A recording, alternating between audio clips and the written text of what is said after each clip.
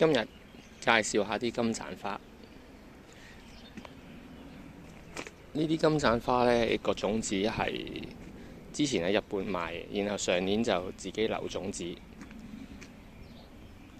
呢片呢係因為新種冇幾耐，所以都唔係好多花。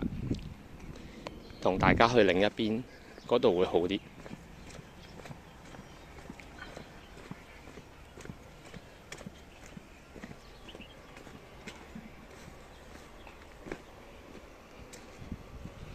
我諗呢一片咁樣種呢會靚啲，影出嚟。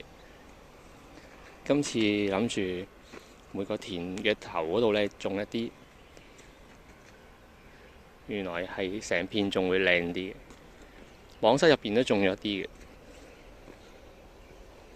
咁我哋啲金盞花呢會攞嚟新鮮咁賣啦，整乾佢咁賣啦，同埋呢我哋護膚品嘅原材料之一嚟嘅。可以用嚟整濕疹膏啦、面霜啦、眼霜啦，同埋咩啊？唔記得咗添。